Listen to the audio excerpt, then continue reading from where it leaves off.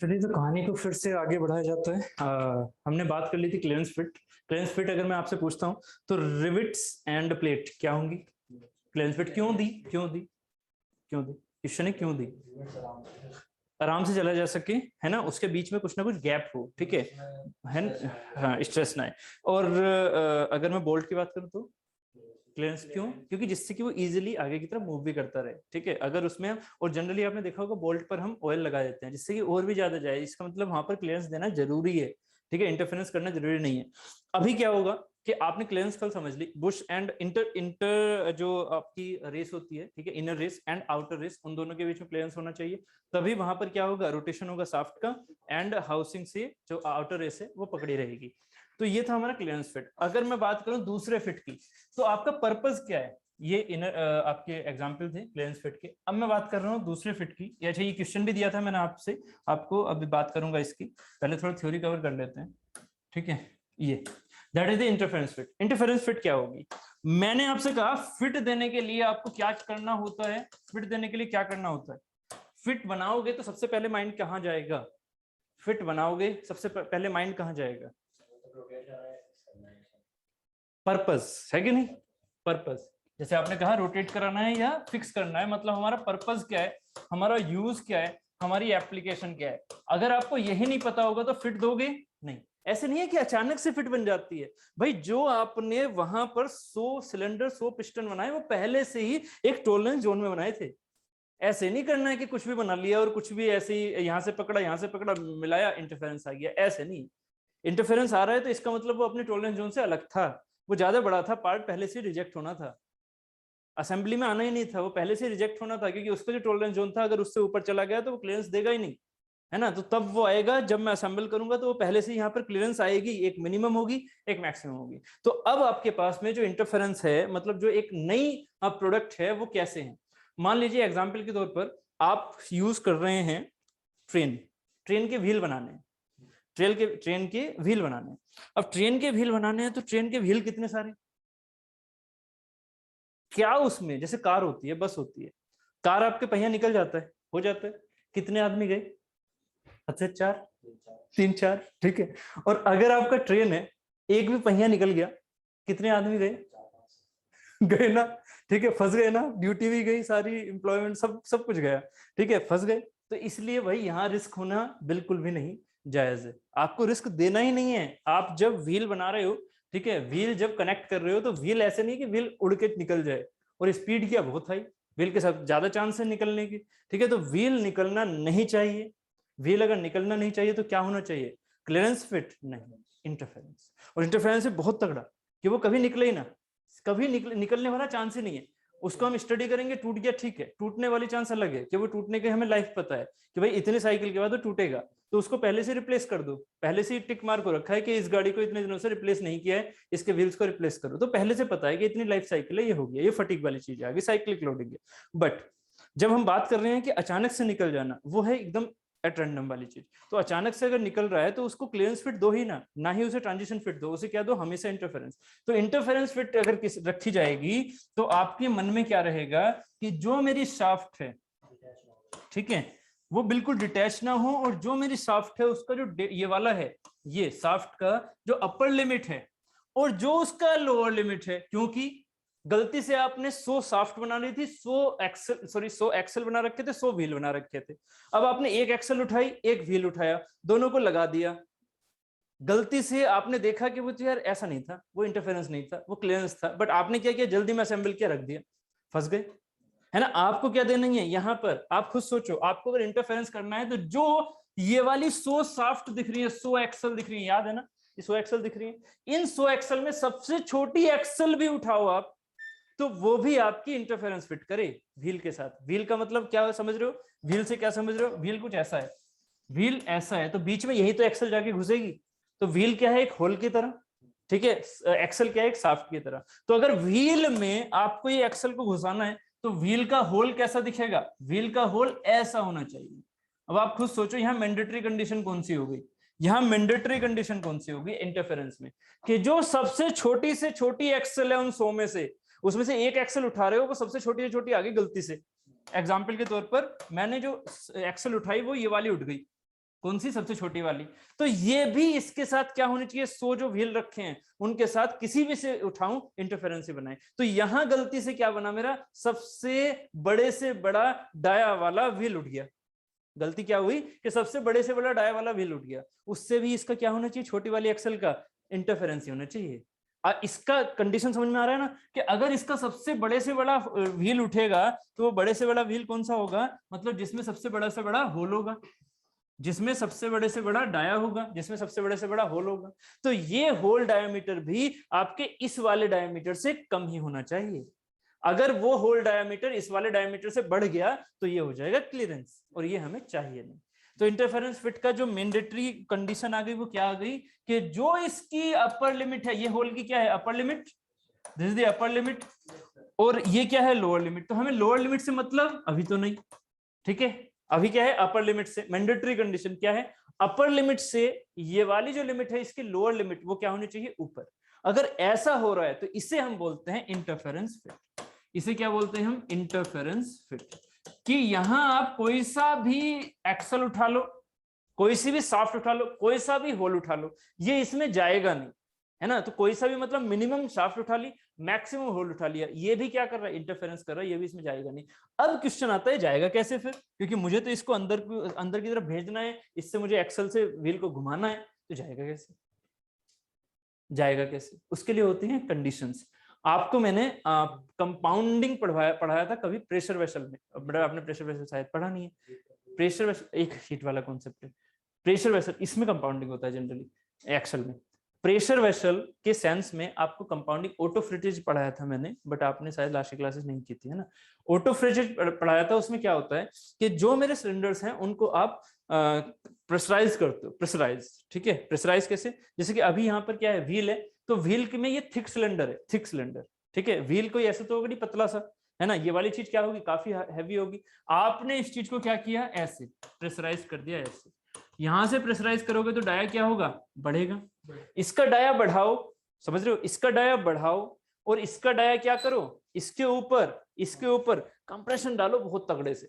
ये क्या है? इलास्टिक बॉडी है, ठीक है। कंप्रेशन डालोगे, डाया में डिक्रीज हो सकती है, ठीक है। तो जब आप इस चीज को डाया में डिक्रीज करो और इसको डाया में इंक्रीज करोगे तो क्यों? जब इसको फोर्स को हटा दोगे तो वापस भी आएगा। यहाँ पर क्या होगा? ये टॉलरेंसेस बहुत छोटी छोटी होती हैं, ऐसे मत समझना कि एमएम्स में बहुत बड़ी बड़ी है ना, ये बहुत छोटी छोटी होती है, ठीक है। आपने इस चीज को बढ़ाया, इस चीज को घटाया, दोनों को क्या कर दिया? एक दूसरे के पास। अब क्या हुआ? जब फोर्स हट गए तो ये अपने आप को वापस लेके आना चाहेगा, ये अपने आप को वापस लेके आना चाहेगा, खुलना चाहेगा, ये खुलना चाहेगा, ये ऐसे खुलना चाहेगा, ठीक है। तो खुलना चाहेगा मतलब ये एक्चुअली दबना चाहेगा, ये यहां से खुलेगा, है ना, तो यहां से वो दबेगा, है ना। तो अब सोचो जब ये ऐसे हो जाएगा तो ये एक दूसरे को ग्रिप कर लेंगे बहुत तगड़े से।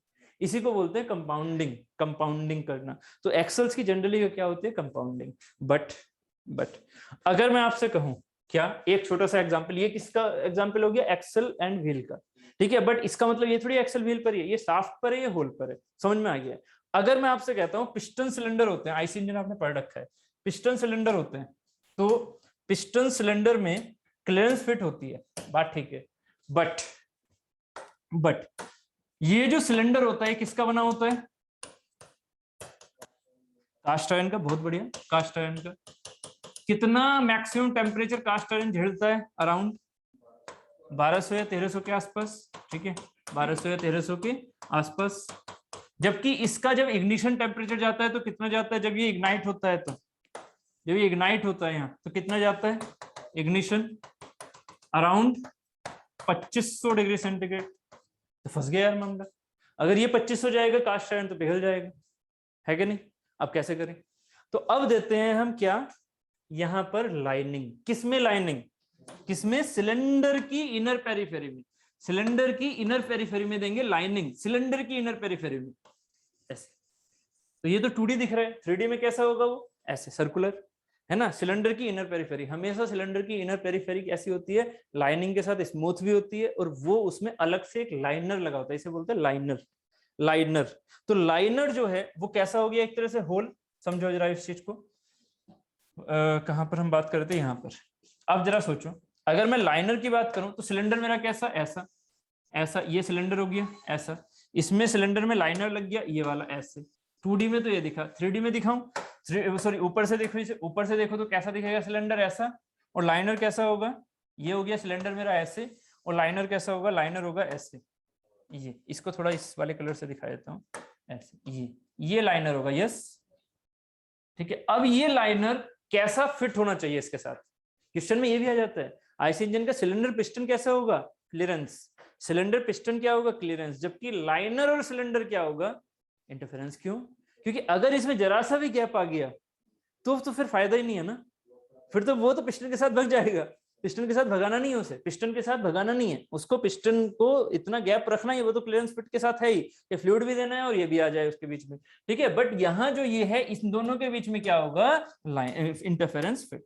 अगर ये इंटरफेरेंस फिट है तो कैसे, अब इसको दबा के इसके अंदर भेजोगे पिस्टन को, चलो पिस्टन को तो खोल दोगे, क्यों, क्योंकि वो थिक सिलेंडर है, बट क्या इसे दबा सकते हो लाइनर को, लाइनर ये रहा अलग से, लाइनर ये रहा अलग से, क्या इसे दबा सकते हो, दबाओगे तो क्या हो जाएगा, दबा के इसकी डाया कम करके ऐसे लेके जाओगे, क्या हो गया, है ना, जबकि एक्सल क्या थी, एक्सल थी सॉलिड, उसको दबाओगे तो यूनिफॉर्मली जा रही है, बट इसको दबाओगे तो बकल हो गई, खराब हो गई, ठीक है, तो यहाँ फंस गए।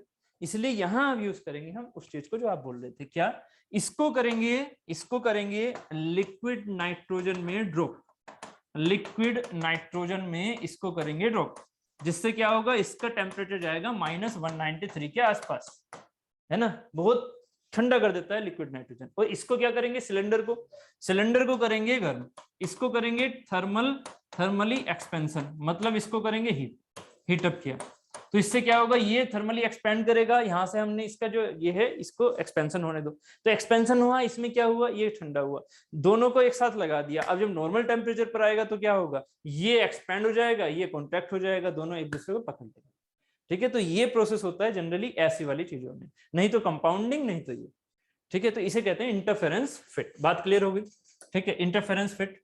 अब देखो इंटरफेरेंस फिट का ये एक्सेल वाला एग्जांपल हो गया, याद रखना ये दोनों में क्या है, इंटरफेरेंस फिट, यहाँ पर है इंटरफेरेंस फिट, ठीक है। अब एक एग्जांपल समझना जो यहाँ पर होता है, अब जरा इसके बारे में और समझो, housing and outer race, housing कौन सा होता है, हाउसिंग ऊपर वाला, ये वाला हाउसिंग है, हाउसिंग एंड आउटर रेस के बीच में कौन सी चीज है, हाउसिंग एंड आउटर रेस, ये देखो इंटरफेरेंस, क्यों, क्योंकि हाउसिंग के साथ अगर मेरी आउटर रेस अटैच नहीं होगी तो वो तो भागना शुरू कर देगी शाफ्ट के साथ, जैसे शाफ्ट भाग रहा है, जबकि शाफ्ट कहाँ लगा हुआ, शाफ्ट लगा हुआ है इसके अंदर, इनर रेस के अंदर शाफ्ट लगा हुआ है, कहाँ दिख रहा है आपको, ये रहा, देखो इनर रेस में शाफ्ट लग रहा है, ये रहा, इनर रेस में ये शाफ्ट लग रहा है, देखो ये क्या होगा, इंटरफेरेंस। अगर ये शाफ्ट भागेगी तो मेरा इनर रेस भी भागना चाहिए, इनर रेस क्या है, सील से नीचे वाला, तो इनर रेस भी भागना चाहिए, तो इनर रेस और शाफ्ट के बीच में इंटरफेरेंस, जबकि हाउसिंग एंड आउटर रेस के बीच में क्या है, इंटरफेरेंस, जबकि outer race and inner race के बीच में क्या है, क्लियरेंस। वो क्लियरेंस में हमारी बॉल भी जा सकते हैं, वो क्लियरेंस में रोलर्स जा सकते हैं, वो क्लियरेंस में आपका जनरल बेयरिंग के लिए फ्लूइड जा सकता है, ठीक है। तो ये कॉन्सेप्ट समझ में आ रहा है। बेयरिंग का क्वेश्चन जब आएगा तो ऐसे बेयरिंग नहीं पूछेंगे, वो बेयरिंग का इनर रेस आउटर रेस, या फिर बेयरिंग की हाउसिंग एंड आउटर रेस, या फिर बेयरिंग की इनर रेस एंड शाफ्ट, इनमें क्या फिट्स होते हैं, तो ये क्लियर हो गए। चलो अभी मैं बात कर रहा हूं, आपने रोड की साइड में जनरली गर्मियों में क्या देखा है, गन्ने का जूस निकालने वाली मशीन, ठीक है। अब एक बात बताओ, गन्ना कैसा होता है, शुगर केन किस तरह का होता है, ऐसे ऐसे, ये गांठें पड़ी होती है ना, ठीक है। अगर ये चीजें गांठों में ऐसे ऐसे पड़ा हुआ है तो अब आप याद करो, जो गांठें होती हैं बहुत ज्यादा हार्ड होती हैं, गांठें जो होते हैं बहुत हार्ड होती हैं, ठीक है, उसको आप दांत से भी नहीं तोड़ पाते हो, ठीक है। इस वाले पार्ट को तो आराम से तोड़ देते हो जो बीच में होता है, जबकि गांठों को नहीं तोड़ पाते हो। तो गांठें क्या है, बहुत ज्यादा हार्ड, और साथ ही क्या है, टफ भी, स्ट्रेंथ भी है, तभी से उसे अंदर से तोड़ नहीं पा रहे हो, तो दोनों चीजें चल रही हैं। अब क्या होगा, आप अगर इसको, गन्ने को, रोलर जो लगे हुए हैं कहाँ गए, ये रहे, आपको उम्मीद है याद होगा वो फिगर, ठीक है, ये लगा हुआ है, ठीक है, ये लगा हुआ है, ये गन्ने का जूस हो गया, आपने इसमें गन्ने का जूस डाला, गन्ना डाला, वो गन्ने का जूस निकल के आएगा। अब क्या होगा, हाँ ठीक है, हाँ ठीक है, यहाँ ऐसे। अभी क्या होगा कि ये जो पार्ट है, ये वाला ऊपर वाला पार्ट, और एक क्या है मेरा स्पिंडल, गियर से क्या घूम रहा है, गियर से क्या घूम रहा है, स्पिंडल जो इसके अंदर है।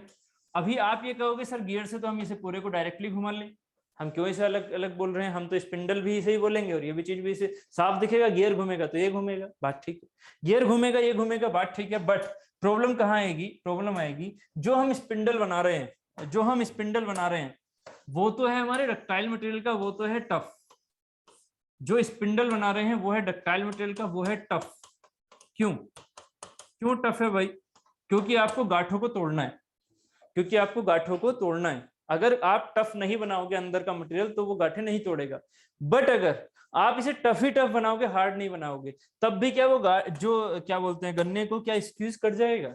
अगर वो हार्ड नहीं है सरफेस से, है ना, कांटे छप जाएंगे और फिर वो चीजें टूट भी जाएंगी। ठीक है, हार्डनेस, हार्डनेस होना भी तो जरूरी है ना। जब हार्डनेस होगी ऊपर से तभी तो वो गन्ने को आने देगा, स्मूथली आने देगा। हार्डनेस बहुत जरूरी है सरफेस पर। ठीक है, तो सरफेस पर हार्डनेस होगी तो एक अलग से हम लेयर वाली चीज बनाते हैं यहाँ पर, या अलग से लेयर रहेगी। तो हमारे जो गन्ने वाला जो ड्रम होता है, ठीक है, उस ड्रम में ऊपर होता है हार्डर मटेरियल, अंदर होता है डक्टाइल मटेरियल। जो स्पिंडल बना होता है वो होता है डक्टाइल मटेरियल का, ऊपर से हम ये वाली चीज और लगाते हैं, इसे हम बोल देते हैं हार्डर मटेरियल। तो अब दोनों ही हमारे पास कंबाइंड इफेक्ट देंगे, जो कि हार्डर एंड टफर दोनों है ना। मैंने सोम में भी समझाया हुआ है ये कि हार्ड एंड टफर होना ही सबसे बेस्ट है। स्पॉन्जी लाइक स्ट्रक्चर हो अंदर से, जबकि ऊपर से कैसा हो, एकदम हार्ड। यही हमारे लिए सबसे बेस्ट मटेरियल होता है, जो हार्ड भी हो और अंदर से क्या हो, टफ। ठीक है, तो ऐसा मटेरियल अगर हमें मिल रहा है तो वो आराम से गन्ने की गांठों को भी छिलता हुआ चला जाएगा। नहीं तो गांठें आएंगी तो फंस जाएगी वो। ठीक है, तो हमें फंसाना नहीं है यहाँ पर। बात क्लियर हो गई है? ठीक है, तो इसमें जो ऊपर से दिख रहा है शाइनिंग वाला, ये है हार्डर। अंदर क्या है, इसके जो स्पिंडल है वो है टफर। तो उसके ऊपर इसको कैसे करेंगे अब? इसके ऊपर इसको क्लियरेंस फिट से करेंगे क्या? नहीं, क्लियरेंस से करोगे तो यही घूमता रह जाएगा, है ना। गन्नों के साथ ये घूमता रह जाएगा, स्पिंडल घूमा भी नहीं है अभी। और अगर ये स्पिंडल घुमा दिया, पता लगा गन्ना ही नहीं घूम रहा है। ठीक है, क्लियरेंस फिट तो हमें करनी नहीं, ट्रांजिशन भी नहीं करनी है। ट्रांजिशन में क्या होगा, एक क्लियरेंस हो जाती है, जैसे कल समझाया था, टर्बुलेंट है या फिर लैमिनार है। तो ट्रांजिशन में अगर क्लियरेंस वाली हमने ले ली, फंस जाएंगे फिर से। ठीक है, नहीं घूमेगा। मतलब एक जूसर ने बेचारे ने इतनी मेहनत करके परचेज किया, उसमें पता लगा क्लियरेंस आ गई। ये ट्रांजिशन फिर तो कुछ होती ही नहीं है, या तो वो क्लियरेंस है या इंटरफेरेंस है। मान लीजिए उसने जो परचेज किया वो क्लियरेंस वाली आ गई, तो वो तो बेचारा रह गया ऐसे, है ना। तो ये सेंस है, इसलिए आपको इंटरफेरेंस इसमें मैंडेटरी है, करना ही पड़ेगा। तो इसमें इंटरफेरेंस करोगे, वैसे ही क्या करोगे, उसको ठंडा करोगे, इसे गर्म करोगे, आपस में फिर जुड़ जाएंगे और अपना नॉर्मली हो जाएगा। नहीं तो फिर कंपाउंडिंग कर लो, कंपाउंडिंग कर लो इसमें। ठीक है, इसमें कंपाउंडिंग कर लो, ये डक्टाइल मटेरियल बहुत ज्यादा रहेगा, उसे कहाँ तक ठंडा करोगे। ठीक है, तो वो चीजों पे बेस्ट हमारे लिए कंपाउंडिंग रहेगा ऐसी चीजों में। चलो इस क्वेश्चन का आंसर दो।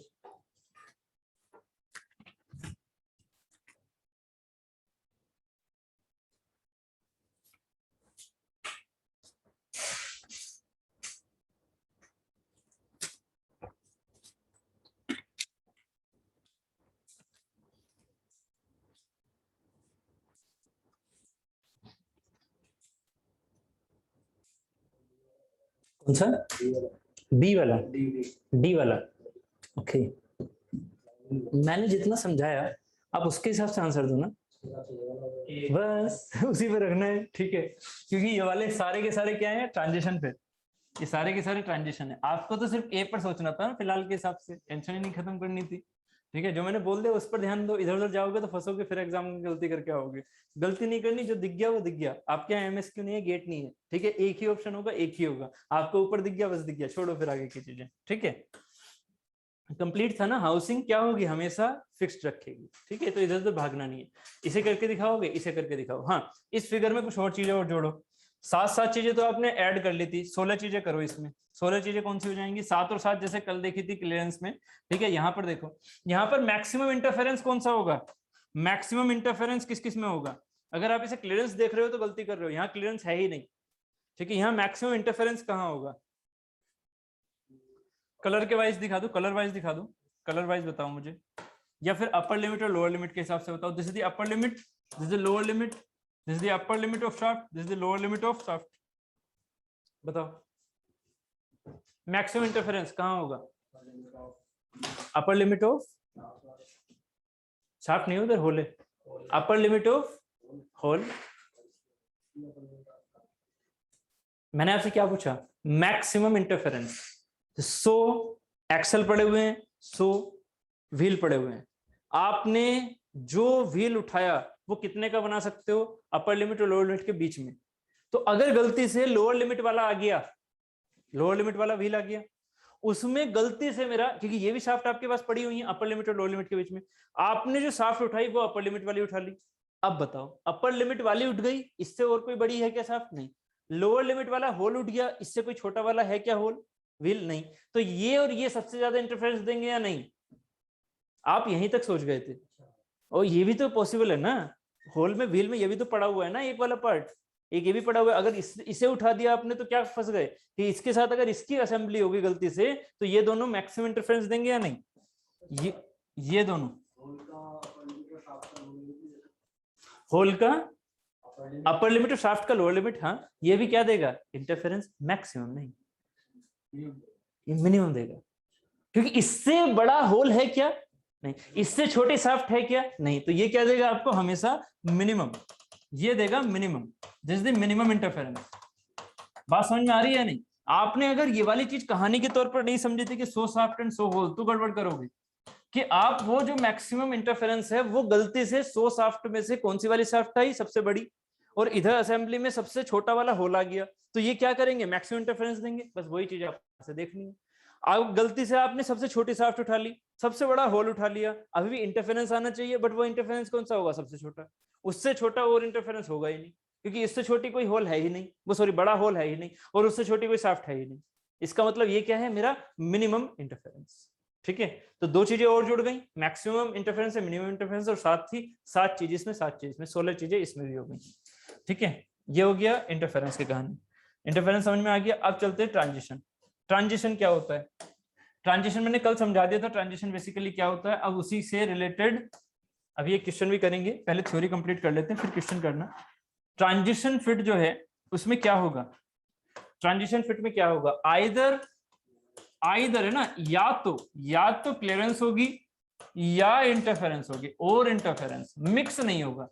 ऐसे नहीं है कि कोई अपना जो डायमीटर है वो फ्लक्चुएट करता फिर रहा है, कोई ऐसा नहीं है ना, या तो क्लियरेंस या इंटरफेरेंस। ठीक है, इनमें से कुछ भी हो सकता है, बट हाँ वो चीजें हमें कुछ भी ले सकते हैं, है ना, कुछ भी हो सकता है वो, मतलब हमारे लिए वो एप्लीकेबल है। बट अगर एप्लीकेबल है तो यार फंस गए कि या तो इंटरफेरेंस करो या फिर क्लियरेंस करो, इसमें तो फंस रहे हो आप। ठीक है, तो यहाँ पहले तो फिगर समझो, तो पर्पस क्या होंगे, ऐसी चीजें मुझे क्यों चाहिए, यहाँ पर पर्पस क्या होंगे, पर्पस क्या होंगे, पहले ये सोचो ना, ट्रांजिशन फिट क्यों चाहिए, पर्पस क्या चाहिए? पर्पस चाहिए, जब मैंने व्हील और एक्सल बनाए तो मुझे व्हील को बार बार निकालना नहीं। जब मैंने आपका पिस्टन सिलेंडर एंड लाइनर बनाया, क्या मुझे लाइनर बार बार निकालना है? नहीं, एक बार बन गया तो बन गया, पिस्टन के साथ ही मरेगा वो वैसे भी वो अलॉय स्टील का बना हुआ है, तभी वो ज्यादा टेम्परेचर लेता है। वो हमने लाइनर कैसा बनाया? कास्ट आयरन का नहीं, अलॉय स्टील का, जिससे कि वो ज्यादा टेम्परेचर झेल सके। अलॉय स्टील, सिंपल स्टील भी नहीं, अलॉय। ठीक है, अभी क्या है, आपने क्या करना है, और क्लियरेंस भी नहीं लेना, पिस्टन सिलेंडर की तरह भी नहीं चलाना, क्लियरेंस भी नहीं लेना कि मतलब वो हटा ही हुआ रहे। हमें क्या लेके चलना है कि वो हटा हुआ भी ना रहे और हटा भी हुआ हो सकता है, मतलब उस चीज को हम डिटैच कर लें इजीली और अटैच कर दें इजीली, अगर ऐसा पर्पज हो तो। अगर मैं आपसे कहूं मुझे गियर बनाना है, मुझे गियर बनाना है और शाफ्ट पर घुमाना है, मान लीजिए गियर का टिथ एकदम टूट गया, तो आपकी शाफ्ट भी क्या तोड़ोगे? नहीं, आपकी शाफ्ट पे से गियर तुरंत हटाओ, दूसरा गियर लगाओ। मान लीजिए एक दिन के बाद आपका फिर से गियर चेंज करना है, जहां जहां ऐसी चीजें होती हैं जहां हमें डेली बेसिस पर कुछ ना कुछ चेंज करना है या कुछ फ्रिक्वेंटली चेंज करना है, तो उसे हटाया, दूसरे को लगाया। तो यहाँ असेंबली कैसी होनी चाहिए? इंटरफेरेंस बिल्कुल नहीं, इंटरफेरेंस होगी तो हथौड़े मारते थक जाओगे, है कि नहीं? इसीलिए ट्रांजिशन फिट में हमेशा की वाली चीजें होती है। की एक ऐसी चीज है जो क्या करती है? Easily attach, easily detach. MD पढ़ा हुआ है तो ये थोड़ा विजुलाइज है ना, कि गियर हो पुली हो, हम क्या करेंगे? यूज की वाला कॉन्सेप्ट। ठीक है, बस तो जहां की होगी वहां ट्रांजिशन फिट होगी।